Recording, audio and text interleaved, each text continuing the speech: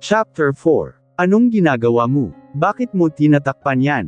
Tila nagtataka ang binata sa naging reaksyon ng dalaga sa paglapit niya. Wala lang, maikling sagot nito sa binata at napangisi lang si Gino, "Did you expect me to kiss you?" Tila pang-asar nito sa dalaga at inayos nito ang suit niya. "Ha? Ano? Anong nag-expect ka dyan?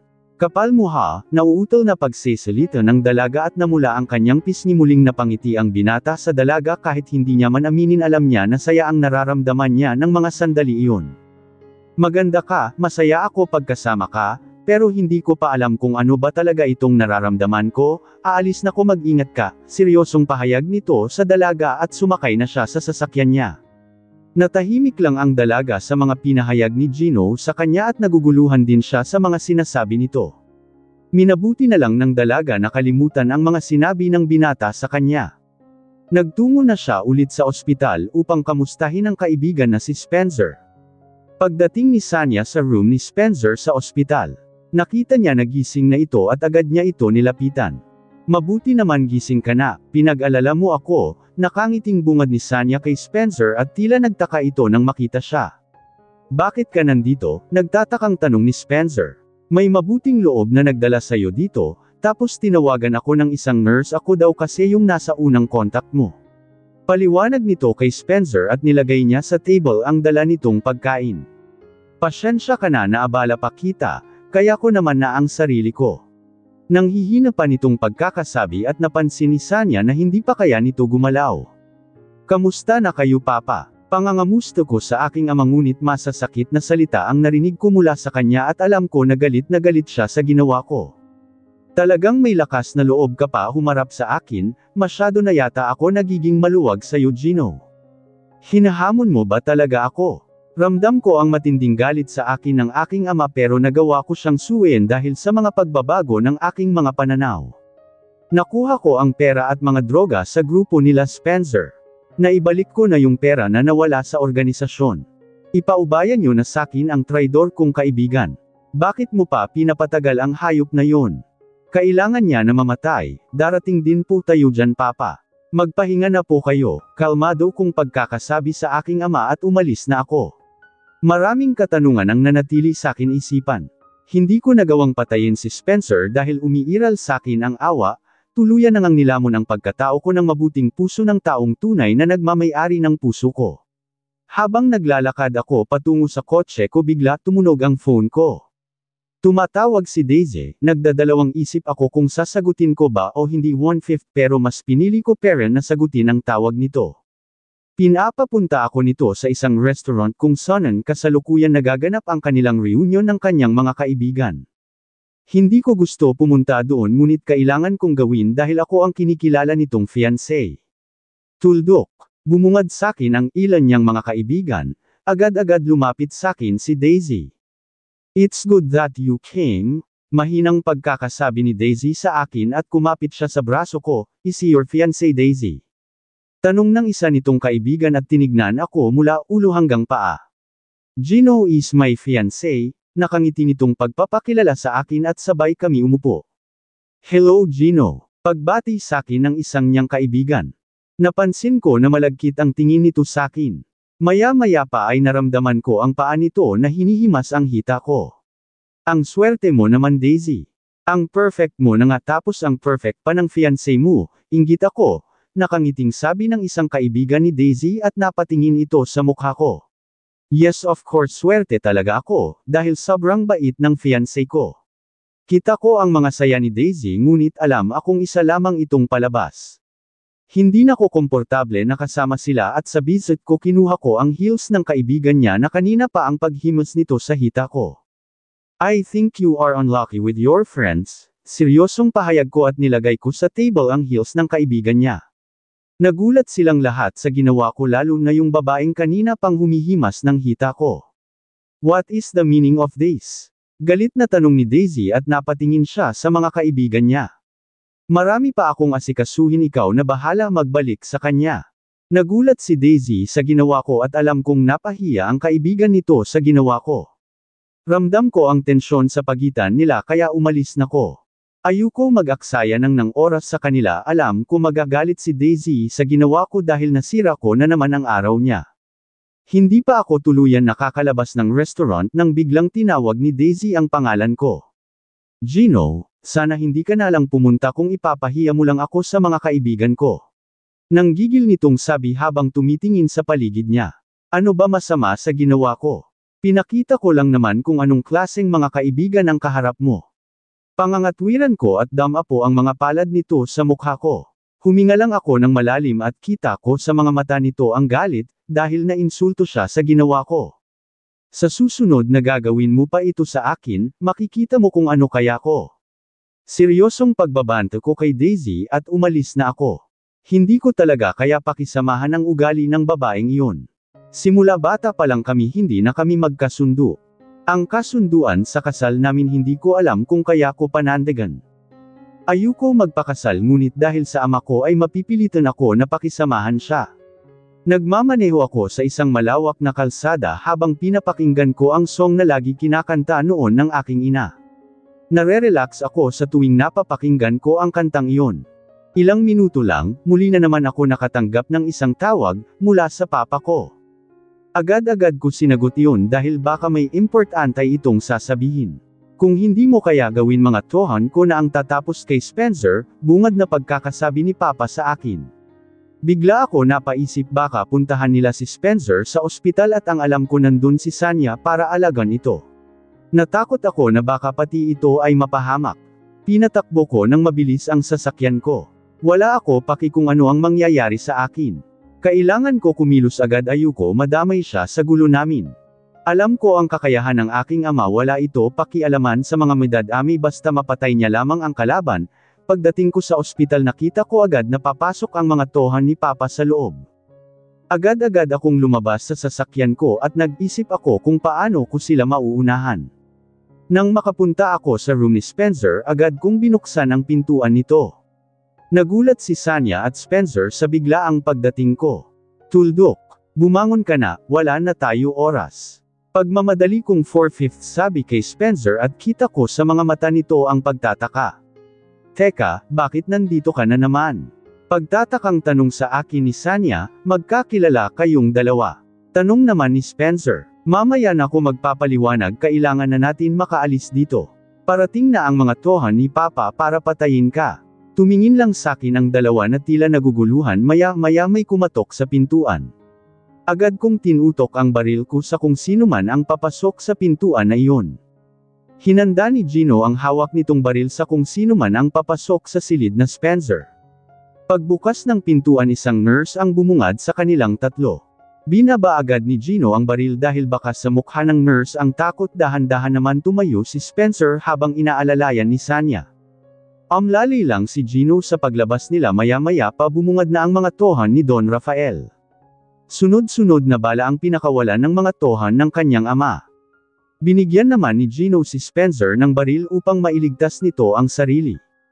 Walang tigil ang putukan sa loob ng ospital, nagkagulo ang lahat ng tao. Habang walang tigil ang putukan, isang bagay ang gumugulo kay Spencer. Bakit siya nagawang iligtas ni Gino kahit pa nagtraidor siya dito? Bakit mo ko tinutulungan? Napatigil sa pagbaril si Gino sa tanong na iyon ni Spencer. Ano ba nangyayari? Ipaliwanag niyo nga, naguguluhang tanong naman ni Sanya at nakatikip ang mga kamay nito sa tainga niya. Sabay na hinawakan ni Gino at Spencer ang kamay ng dalaga. Ramdam nila ang takot nito. Pinilit na protektahan ni Gino ang dalawa hanggang makalabas sila ng ospital at makatakas sa tohan ng kanyang ama. Mabilis na pinaandar ni Gino ang sasakyan niya kasama ang dalagang si Sanya at kaibigan nito na si Spencer. Nang makalayo na silang tatlo, doon palang nakahinga ang dalaga.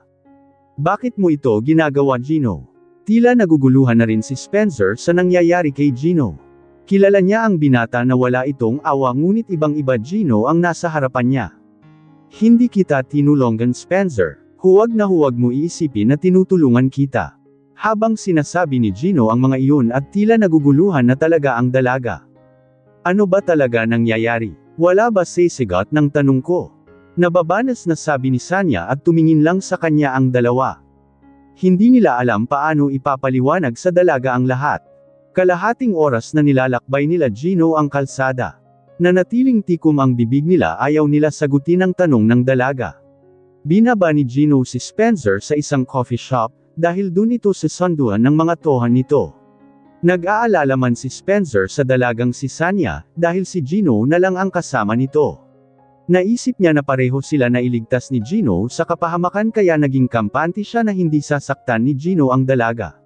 Tanging si Gino at Sanya na lang ang natira sa loob ng sasakyan at muli na naman nailang ang dalaga. Lumayo ka kay Spencer kung ayaw mo mapahamak ang buhay mo, pag-aalalang utos ni Gino sa dalaga. Bakit ko naman gagawin iyon? Masyado ka na nakikialam sa personal kong buhay, galit na reaksyon ni Sanya sa mga sinabi ni Gino.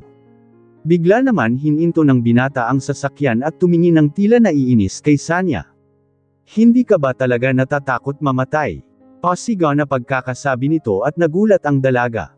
Ano ba kasi problema mo? Hindi ko kayo nauunawaan. Baba na ko, ayoko na kita makausap, tila tuluyan ng nabusit ang dalaga kay Gino.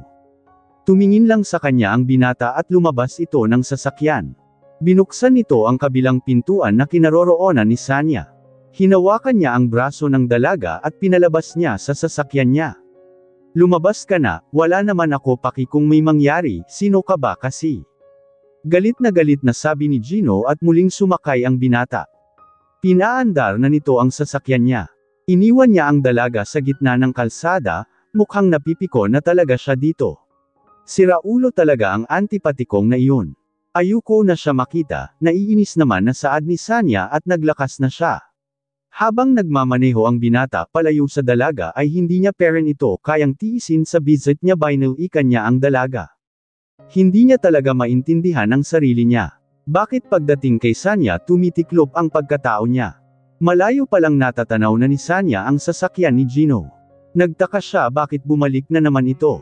Huminto ang sasakyan ng binata sa harapan ni Sanya.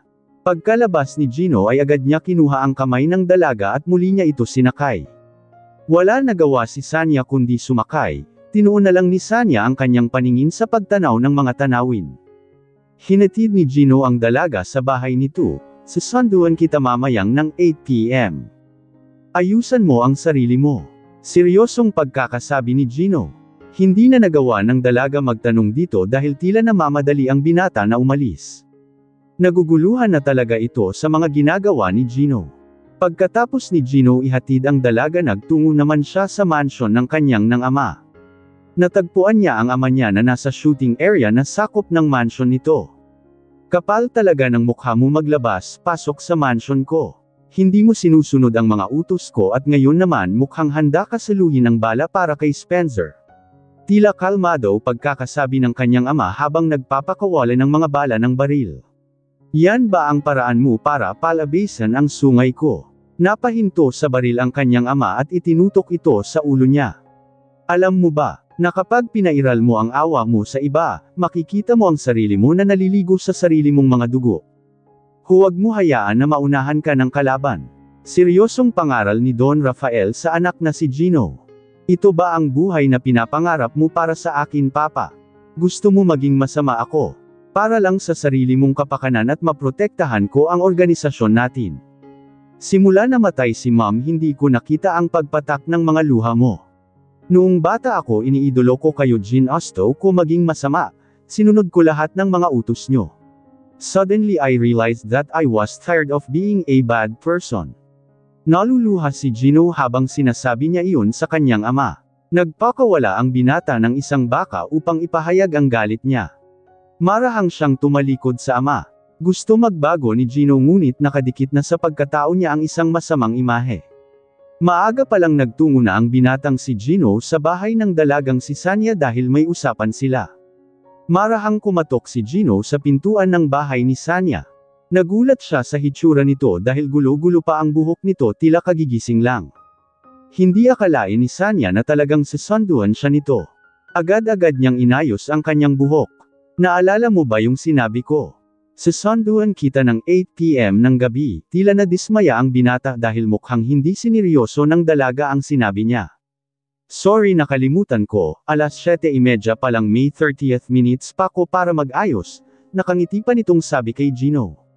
Nagsimula na siya mag-ayos habang si Gino ay mag-aantay sa sasakyan nito. Lumabas na ng bahay si Sanya, nakasuot ito ng casual dress at kahit simple lang siya ng gabing iyon ay napakaganda nitong tignan. Nakatitig lang sa kanya si Gino ng mga sandaling iyon. Hanggang sa pagsakay at pagmamaneho ni Gino ay alam niya na palihim siya nitong sinisilip mula sa salamin na nasa harapan ng binata. Nagtungo ang dalawa sa isang mamahaling Italian restaurant sa Makati. Sobrang nahumaling ang dalaga sa buong paligid ng restaurant. Pagkaupo nila ay agad may lumapit sa kanila na isang waiter. Inabot nito ang kanilang menu. Tinignan ni Sanya ang menu at halos malula siya sa mga halaga ng mga pagkain. Napansin ni Gino na napalunok ang dalaga. May problema ba? Tila pag-aalalang tanong nito sa dalaga. Ha, wala naman, ikaw na lang muna umorder.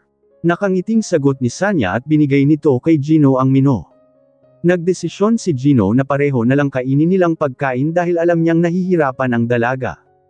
Umorder sila ng Wagyu steak ribeye na nagkakahalaga ng 4,000 bawat isang order. Nang tikman ni Sanya ang pagkain na nasa harapan niya at nasarapan siya dito, kaya naisipan niya tanungin ang binata kung magkano ba ito. Sa sobrang pagkagulat niya sa halaga na iyon ay nabitawan niya ang hawak niyang steak fork. Agad niya itong kinuha ngunit nagulat siya pag-angat ng mukha niya. Isang babae ang nasa kanilang harapan. May ka-date pala ang fiancé ko ngayon. Sarkastikong tanong ni Daisy at napayuko lang ang dalagang si Sanya. Huwag ka gumawa ng eksena dito. Seryosong saad ni Gino. Why? Are you afraid that I will embarrass that woman? Tila naiinis na sabi ni Daisy at tumingin sa dalagang si Sanya. Aalis na po ako, pasyensya na po, saad ni Sanya at nang tatalikod na siya bigla siyang hinawakan ni Daisy sa kamay at binuhusan ng tubig na nasa table nila. Tumigil ka na, kung ayaw mo may gawin ako sayo, nanggigil na pag-awat ni Gino sa fiancé niya. Humigpit ang pagkakahawak niya sa braso nito. Dapat lang siya buhusan ng tubig, ambisyosang babae. Pang-iinsulto nito. Hinawakan ni Gino ang kamay ni Sanya at sabay sila umalis ng restaurant. Sobrang naiinsulto ang dalagang si Daisy. Hindi nito akalain na makikita niya si Gino sa isang restaurant kasama ang ibang babae. Sinakay ni Gino si Sanya sa sasakyan niya. Agad nito pinaandar ang sasakyan para makalayo sa restaurant. Napansin ni Gino na umiiyak ang dalaga. Nakaupo ang dalaga sa bandang tabi niya kaya nakita niya kung paano nito panasan ang mga luha. Huminto siya pagmamaneho at inabutan nito ang dalaga ng tissue. Huwag ka na umiyak, saad ni Gino at mababakas sa mukha nito ang lungkot. Tigilan muna ako, hindi ko alam kung ano ba talaga plano mo, wala ako alam tungkol sa iyo. Umiiyak na pahayag nito sa binata at tila kumurot ito sa puso ni Gino. Sa ngayon hindi ko pa alam kung ano ka ba talaga para sa akin. Basta masaya ako pagkasama ka. Seryosong pagkakasabi ni Gino at muling pinunasan ng dalaga ang mga luha niya. Uuwan ako, sasakay na lang ako ng taxi. Palem nito at nagpanggap na lang na wala siya narinig mula kay Gino. Hindi na siya napigilan ni Gino bumaba sa sasakyan nito. Nahihirapan si Gino na magtapat sa dalaga, natatakot siya na baka hindi niya ito mapanindigan. Tinanaw niya na lamang ang dalaga palayo. Samantala ang dalaga, iniyak niya na lang ang lahat habang palayo sa binata. Alam niyang may nararamdaman na siya para damito, ngunit alam niya na maliit ang pag-asa na maging iisa ang mundo na kinagagalawan nila. Habang naglalakad si Sanya patungo sa kanyang bahay, nakita niya ang isang babae na pinaglalaroan ng mga bata. Napansin niya na may sakit ito sa pag-iisip kaya inawat niya ang mga bata sa ginagawa ng mga ito sa babae. May edad na ang babae, marumi ang pangangatawan nito kaya naawa ang dalaga. Anak ko, ibalik niyo ang Ivan ko. Umiiyak na sabi ng babaeng may sakit sa pag-iisip. Ivan. Ivan po ang pangalan ng anak niyo. Interasadong tanong ni Sanya sa babae. Kinuha ang Ivan ko, ibalik niyo siya sa akin. Paulit-ulit nito binabanggit ang pangalan na Ivan. Hinawi ng dalaga ang buhok nito at tinignan ng mabuti ang mukha nito.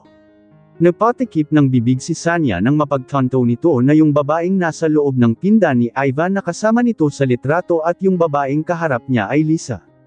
Agad-agad niyang sinama ang babae sa bahay niya. Nilinisan ng dalaga ang babae dahil naniniwala siya na baka anak nito ang kaibigan niyang si Ivan. Sinubukan niya na kausapin ang babae dahil nais niya makakuha pa ng mas marami pang impormasyon. Habang pinapakain niya ang babae ay unti-unti niya itong tinatanong. Asan na po ba ang anak niyong si Ivan? Mahinahon na tanong ng dalaga. Kinuha siya sa akin ni Ma'am Lucy. Ang bad-bad ng babae na iyon, ayoko siya makita bad siya. Tila takot na takot ang babae. Hindi na muna tinatanong ng dalaga ang babae dahil alam niya na wala ito sa maayos na kondisyon. Isang katanungan at maraming kasugitan ang gustong malaman ni Sanya. Maagang nagising ang dalagang si Sanya dahil lamig na nararamdaman niya. Pagbangon niya nilibot niya agad ang kanyang paningin. Napansin niya na wala na yung babaeng kinakop niya. Mabilisan na lumabas ang dalaga upang hanapin ang babae. Ngunit hindi niya ito natagpuan. Ang dami niya pang gusto malaman. Nababanas tuloy siya sa kanyang sarili. Ilang sandali lang may tumawag sa phone niya. Pinababalik na siya sa trabaho niya. Masayang-masaya ang dalaga dahil makakapagtrabaho na siya ulit sa hotel. May malaking event ang gaganapin sa Enchanted Hotel kaya muling maghahanda ang dalaga. Gaganapin kasi ang ika-26 na kaarawan ni Daisy sa mismong hotel. Kahit kinakabahan ng dalaga pinipilit niyang maging mahinahon. Hindi niya alam kung ano mangyayari dahil alam niyang makikita siya ni Daisy. Ilang araw naging busy si Sanya sa paghahanap sa babae na kinakop niya kung saan-saan na nga siya nagtungo ngunit hindi niya talaga makita ang babae. Wala ka pa rin babalita kay Dessa? Seryosong tanong ni Don Rafael sa kanyang tohan na kanang kamay niya. Ayon sa napag-alaman ko nagsilang daw siya noon ng isang batang lalaki. Ngunit bigla na lang daw siya nawala. Pagkatapos ng ilang araw na panganganak niya, tahimik lang nakikinig si Don Rafael sa balita ng kanyang kanang kamay. Kumuha ka pa ng ibang impormasyon at siguraduhin mo na sa susunod na ibabalita mo sa akin ay nahanap na mo siya. Utos nito habang nakatingin sa bintana. Tinatanaw nito ang paligid ng labas ng mansion niya. Taon na rin ang lumipas noong simula ipahanap ni Don Rafael ang nagngangalang Dessa. Si Dessa ay ang babaeng ginahasa noon ni Don Rafael na kapatid ng kanyang tohan noon. 3 dekada na ang nakalipas pero nais pa rin makita at mahanap ni Don Rafael ang babaeng minsan niya nang minahal. Dumating na ang araw ng ika-26 na kaarawan ni Daisy sa Enchanted Hotel. Naka-organized na buong paligid. Sa rooftop ang napiling venue ni Daisy. Makikita ang mga nagnining na mga ilaw at isang napakalawak na pool. Unti-unti na dumarating ang mga bisita sa loob ng hotel. Masaya na nakikipag-usap si Daisy sa kanyang malalapit na bisita. Maya pa ay napansin nito na dumating na si Gino. Lalapitan niya sana ito kaso nakita niya na nakatingin ito sa isang concierge na si Sanya. Naalala niya yung babaeng empleyado ng hotel na sinisisi niya kung bakit nasira ang engagement party nila ni Gino at yung babaeng nakita niya na kasama ni Gino sa restaurant ay iisa. Tila nang ineg sa inis si Daisy dahil isang VIP concierge ng hotel nila ang tila kinababaliwan ng kanyang fiancé na si Gino. Ilan sandali pa ay nagtungo si Daisy sa host ng party niya. Kinuha ni Daisy yung mic at tinawag niya ang pangalan ni Gino. My fiancé is here, Gino, join me here nakangiting sabi ni Daisy at napunta lahat ng atensyon ng mga tao kay Gino. Kinuha siya ni Daisy upang dalhin sa harapan.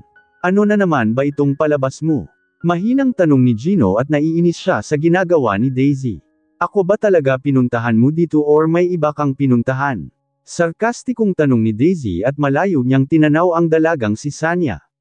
Maraming salamat sa inyong pagdating sa aking kaarawan.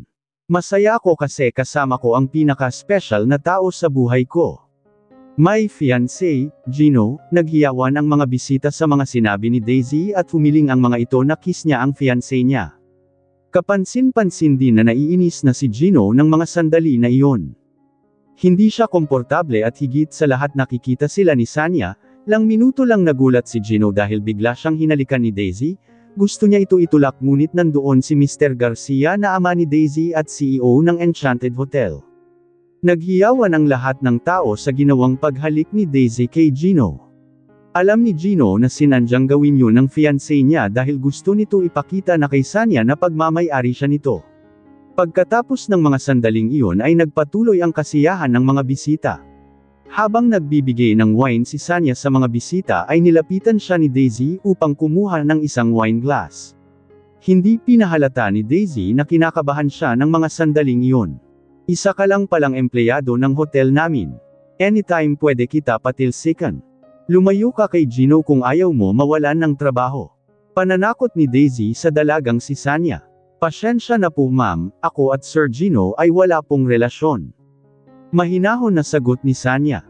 Nang bahagyang hahakbang na siya paalis ay biglang siyang binangga ni Daisy sa balikat, dahilan upang mahulog siya sa pool. Nakita ni Gino ang pagkahulog ng dalaga sa pool at nakita niya paano ito pagtawanan ng mga bisita. Walang nagawa ang dalagang si Sanya kundi tumingin sa mga bisita. Nilamon siya ng kahihiyaan ng gabing iyon. Agad-agad nagtungo si Gino sa pool, lumundag siya upang ihaon si Sanya sa tubig. Nagulat lahat ng bisita sa ginawa ni Gino. Binuhat nito ang dalaga palayo sa lugar na iyon. Wala na pakialaman si Gino sa sasabihin ng iba o kung anuman ang problemang kahaharapin niya. Sa sobrang galit ni Daisy binasag niya ang hawak niyang wine glass. Nasira na naman ang celebration. Hindi makapaniwala si Sanya sa ginawa ni Gino. Nakatingin lang siya sa mukha ni Gino. Umalis ang dalawa sa hotel, wala pakialam si Gino sa mga taong nakatingin sa kanila. Tanging pagkapit lang ang nagawa ng dalaga. Kumapit siya ng mahigpit sa mga bisig ng binata. Pagkalabas nila ng hotel binuksan ng mga tohan ni Gino ang pintuan ng sasakyan niya at sinakay niya ang dalaga. Bago niya paandarin ang sasakyan, hinubad niya muna ang suot niyang coat at pinatong niya sa likod ng dalaga. Pinaadar na ni Gino ang sasakyan niya at bahagyang napatingin sa kanya ang dalaga. Nanatiling sarado ang bibig ng dalaga. Hindi nito alam kung ano sasabihin ay Gino. Hininto ni Gino ang sasakyan niya sa harap ng bahay ng dalaga. Pinagmasdan niya ang dalaga dahil nakatulog pala ito. Hinawakan niya ang mukha nito at naramdaman ng dalaga ang paghagod ng kamay niya sa mukha nito. Tumingin si Sanya kay Gino nang maimulat niya mga mata niya. Pasyensya na nakatulog ako, paghingi ng pasyensya ng dalaga. I think I love you. Seryosong pahayag ni Gino sa dalaga at nagulat ang dalaga. Hindi niya alam kung paano siya magre-react. Mali ito, hindi mo pid maramdaman yan. Alam mo na magkaiba ang mundo natin at higit sa lahat. Hindi na natuloy ni Sanya ang sasabihin niya dahil muling inangkin ni Gino ang mga malalambot niyang labi. Naglakbay ang kamay ni Gino sa bewang ng dalaga. Gusto pigilan ni Sanya ang binata ngunit nagustuhan niya mga halik nito. Manatili ka lang sa tabi ko. May mga tatapusin lang akong laban. Seryosong sabi ni Gino nang pakawalan niya ang mga labi ni Sanya. Hinintay niya lang na makapasok sa loob ang dalaga bago siya umalis, mukhang handa na ipaglaban ng binata ang pagmahal niya para sa dalaga. Hindi niya nakaya ang nararamdaman niya para dito. Alam niyang magiging mahirap ang gagawin niya pero nanag sa puso niya ang pagmahal sa dalaga at handa niya na harapin ang galit ng ama niya. Agad-agad pinapunta ni Don Rafael ang anak niyang si Gino dahil nabalitaan nito ang nangyari sa kaarawan ni Daisy. Pagbungad ni Gino sa kanyang ama agad siya nitong sinuntok at tinutukan ng baril. Sinasagad mo talaga ang pasyensya ko Gino, hayop ka, kitang-kita sa mga mata ni Don Rafael ang galit nito sa anak upang bigyan ng leksyon pinanood niya ang sarili niyang anak kung paano makipaglaban sa mga tohan niya. Mag-isang nakipaglaban ang binata sa mga tohan ng kanyang ama. Hindi maari makialam ang sarili niyang mga tohan. Dahil sa kahusayan ni Gino sa pakikipaglaban na patumba niya lahat ng tohan ng kanyang ama. Bakas sa mukha ni Gino ang pagod sa pakikipaglaban. Tinitigan lamang siya ng kanyang ama habang duguan ang mukha niya at mga kamao. Tignan niyo ang anak niyo. Tignan niyo kung paano ako makipagpatayan. Kaya ko pumatay sa harapan niyo. Ngayon masaya na kayo. Pasigaw na pagkakasabi ni Gino habang pinupunasan ang mga dugo niya sa labi. Gusto ko makita ang sungay mo. Kahit anong gawin mo hindi mo mababago ang tunay mong pagkatao. Huwag mo na ipilit Gino, tanggapin mo na lang na isa ka talagang masamang tao. Tiniklap ni Gino ang mga kamao niya dahil sa sobrang galit na nararamdaman niya sa ama. Kung mamatay man ako at mabubuhay muli hindi ko hihilingin na ikaw ang magiging ama ko. Tinuruan mo maging masama pero ngayon hindi ko nahahayaan na kontrolin mo ang buhay ko. Mabubuhay ako ng normal, ipapakita ko sa iyo yun naluluha si Gino habang pinapahayag niya iyon sa kanyang ama.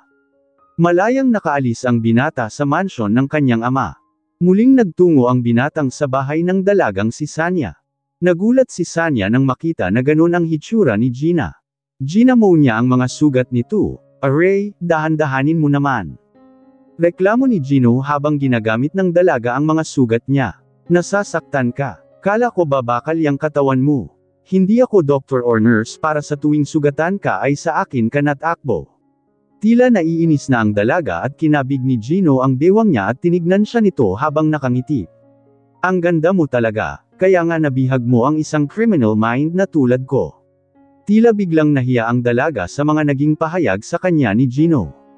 Puro ka na nga sugat na kukuha mo pang magsalita ng ganyan, saad ni Sanya at napansin ni Gino na namumula ang mukha nito. Sabihin mo nga kinikilig ka ba? Namumula kasi ang mukha mo, tanong ni Gino at tila nang asar ito sa dalaga kaya tumayo ito at binato sa mukha ni Gino ang hawak niyang towel. Umuwi ka na nga, lako na gumamit ng sugat mo. Tila naiinis na sabi ni Sanya at tumalikod na siya sa binata. Dito ako matulog, nakangiting saad ni Gino at nagulat ang dalaga. Ano, dito ka matutulog? Hindi pwede yun. Hindi sumang-ayon ang dalaga sa gusto ng binata kaya biglang tumayo din si Gino at lumapit sa kanya. Bakit ayaw mo? Natatakot ka ba na baka may gawin ako sayo? Tayo lang nandito ngayon kahit ano pwede ko gawin sayo.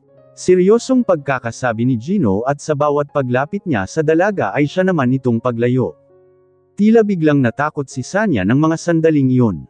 Hindi na nagawang mapa-atras ni Sanya dahil napasandal na lamang siya sa pintuan. Ano ba ginagawa mo? Huwag mo ituloy ang binabalak mo sakin kung hindi tatamaan ka talaga sa akin. Banta nito sa binata pero halata sa boses niya nagaralgal na pagsisalita. Napangiti lang si Gino sa naging reaksyon nito sa mga sinasabi niya. Ang cute mo talaga, siniguraduhin ko na magiging akin ka talaga Sanya, nakatitig ang binata sa mukha ni Sanya habang sinasabi niya iyon. Masayang masaya siya dahil nakasama niya ang dalaga ng gabing iyon. Gusto niya makasama ang dalaga buong gabi. Gusto niya maging mapanatag ang loob niya ng gabing iyon. Nang gabing matutulog na sila ng dalaga ay hindi makatulog ang binata na nakabukas ang ilaw kaya. Inatay niya ang ilaw, ngunit biglang binuksan ni Sanya ang ilaw dahil di naman ito makatulog na nakapatay ang ilaw. Huwag mo mga patayin ang ilaw, takot ako pag walang ilaw. Naka-Simon Got na reklamo ni Sanya. Bisita ako, kaya ikaw mag-adjust, nakakainis na katwiran ng binata at muling pinatay nito ang ilaw. My house, my rules. Ikaw mag-adjust. Katwiran naman ng dalagang si Sanya kaya binuksan nito ulit ang ilaw. Nagmistulang Christmas light ang ilaw dahil sa patay sindi ito. Sige, pag binuksan mo pa yan hahalikan talaga kita, pilyong pagkakasabi ni Gino at napatigil ang dalaga. Hindi na muli binuksan ni Sanya ang ilaw dahil sa banta ni Gino kahit ilan beses na nga siya nito nahalikan ay tila hindi peren komportable ang dalaga. Oh, ayaw mo na buksan? Ayaw mo ba ng kiss ko? Pang-asar ni Gino sa dalaga, ano? Simula nang una pa kitang nakilala ang yabang mo talaga. Tsaka nakakabanes ka lagi mo na lang ako hinaharas. Bizet na bizet ako sayo.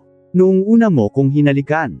Naiinis na pahayag ni Sanya at bahagyang natatawa lang si Gino habang nagsasalita siya. Kung makareact ka naman sa paghalik ko, kala mo naman first kiss yon, natatawa nitong pang-asar sa dalaga at nakikita niya na talagang kuha niya ang inis nito. Hoy, ikaw palang kaya bumalik sa akin. Naiinis na sabi at napahawak sa bibig niya tila nahiya siya.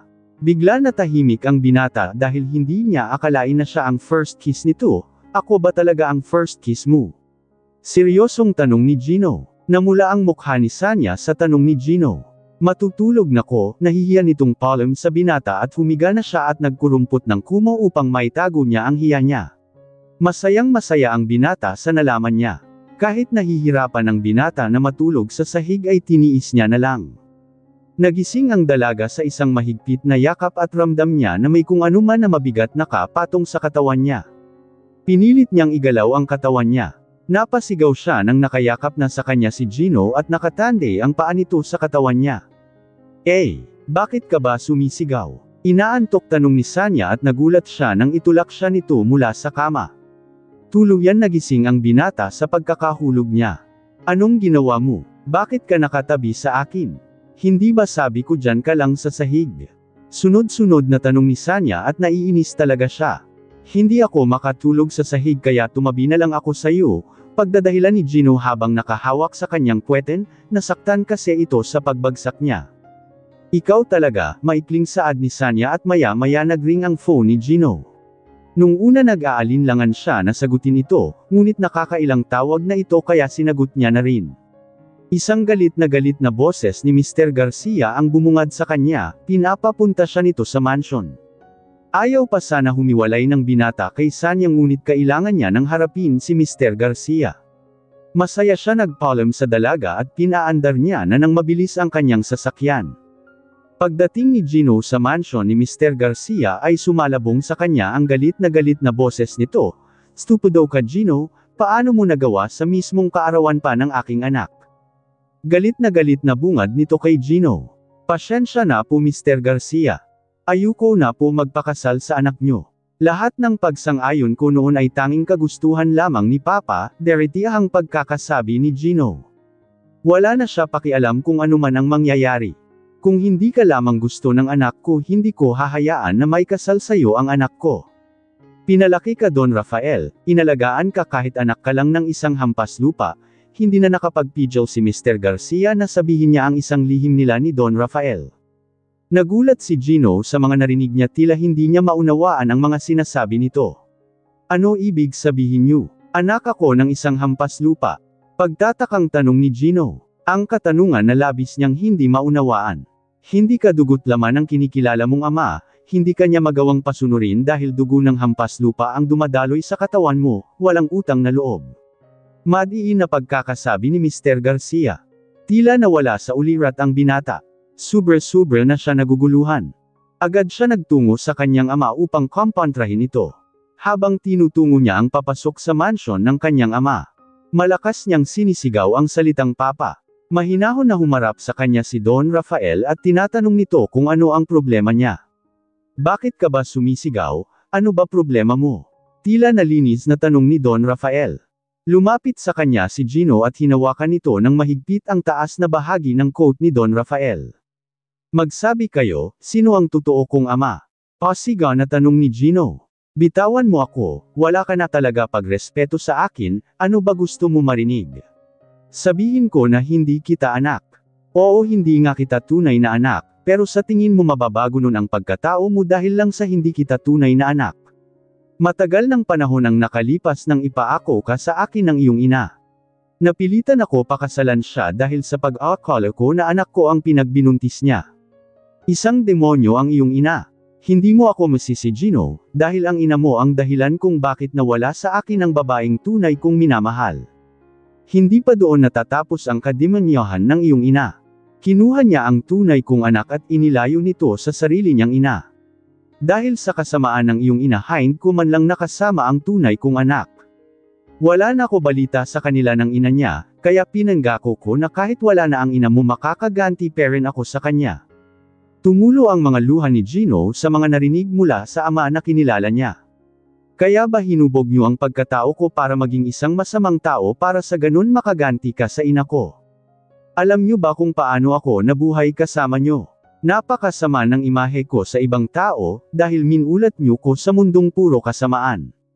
Hindi niyo man lang ako minahal kahit bilang isang bata na lang na pinalaki niyo at inaalagaan.